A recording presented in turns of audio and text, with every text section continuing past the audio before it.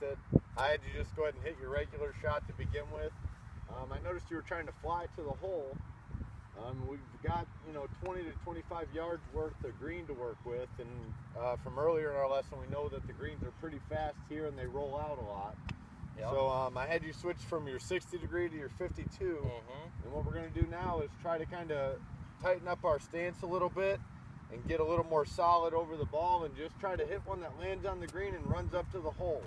Okay. So go ahead and give that a try, stand behind it, imagine one landing just over the front of the green and kind of releasing on back to the hole.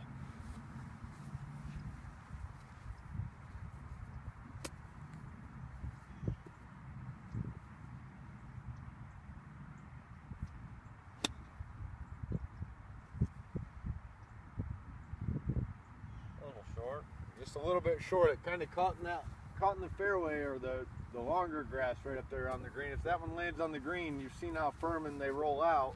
Just go ahead and give that another try.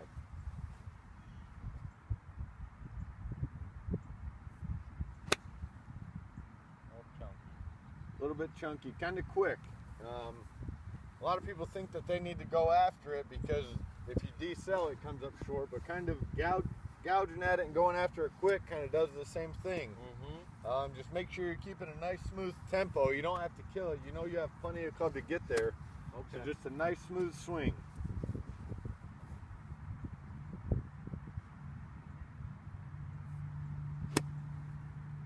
Good, good. You see how that one landed on the green and released back there towards the hole? You've got about 10.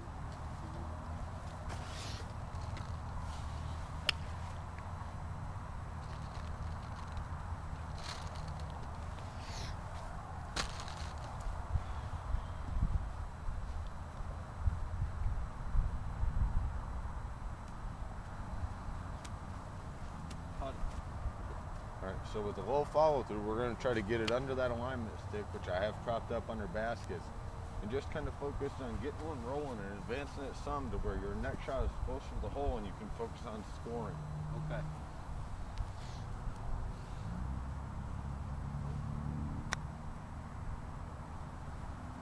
All right, hit a few more. I'm imagining myself not having much room to swing. Yeah, no, it's more of it's a lower, we're just trying to basically advance it out past the end of the tee there. Good, good.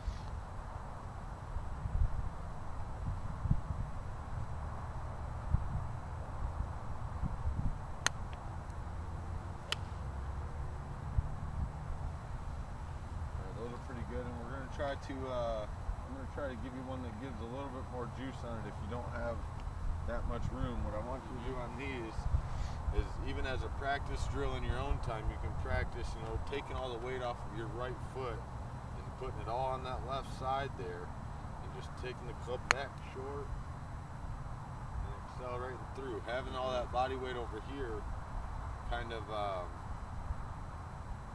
it doesn't allow you to get stuck back on it here with a lazy shot where you kind of jab it into the ground and it doesn't really go anywhere.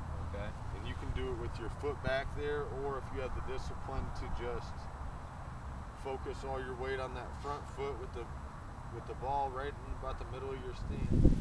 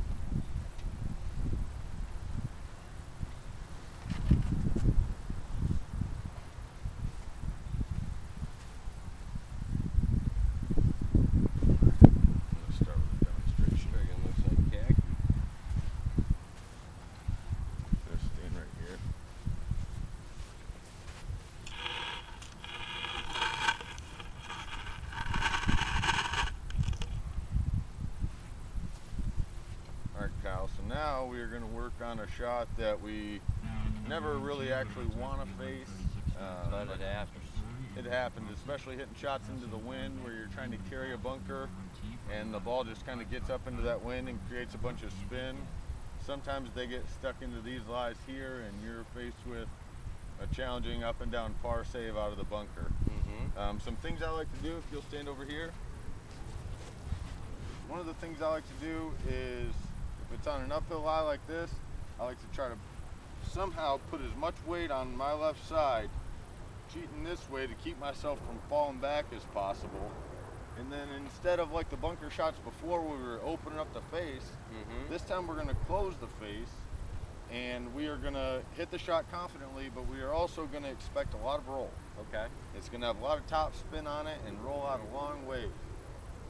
So that means you barely have to get it out, but you have to.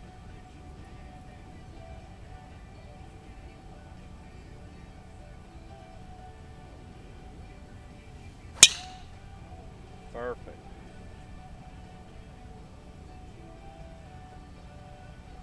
Perfect.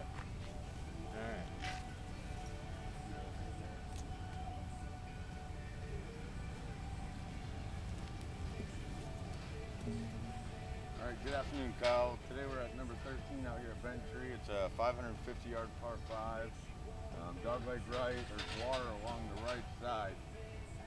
So depending on the shot shape that you're kind of hitting, by this time you would pretty much know when you're round. But today we're going to try to play a fade off of that bunker and just kind of try to keep it working this way. But you don't want to, hit a slice where you lose it in that hazard. Just anything off those bunkers with a little fade on it will do.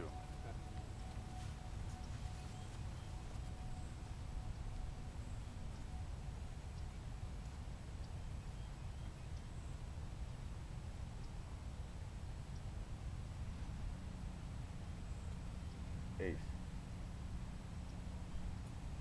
The other way.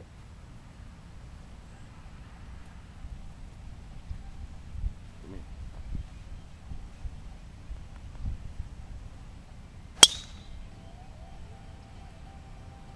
There you go, low out of that Texas wind. I like it.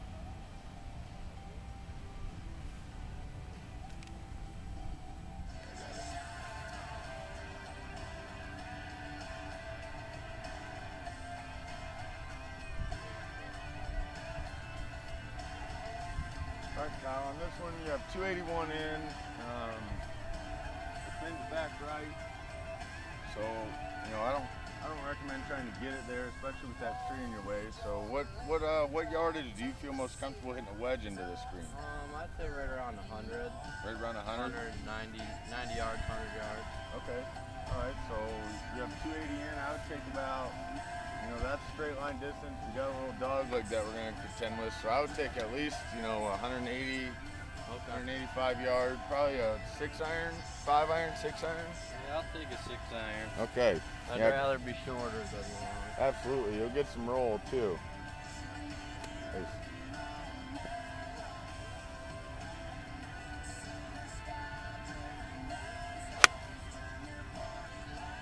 Oh, that'll work beautifully.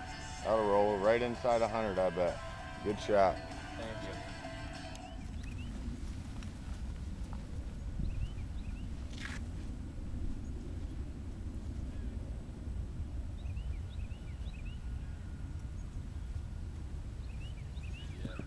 All right, Kyle, on this one you got 93 yards.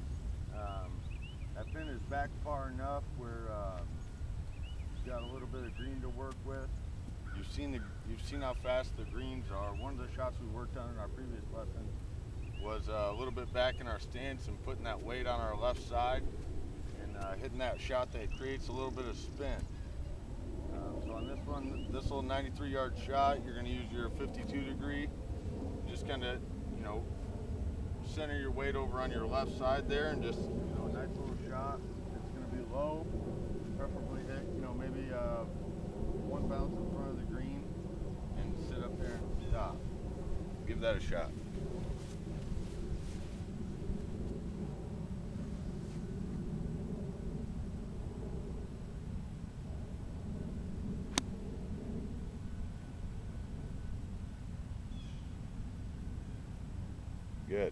Good shot.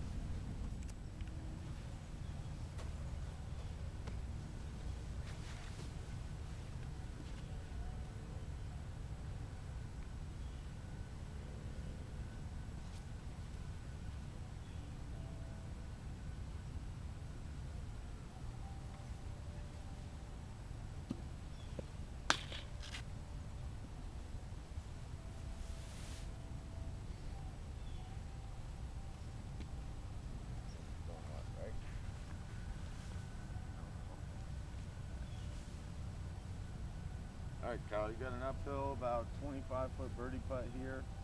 I think it's going to leak a little bit to the right at the end. You've seen how fast the greens are out here. Obviously, you don't want to blow this one by and have a downhill slider coming back for par. So just get a good line right over the edge of that old cup and trust your stroke.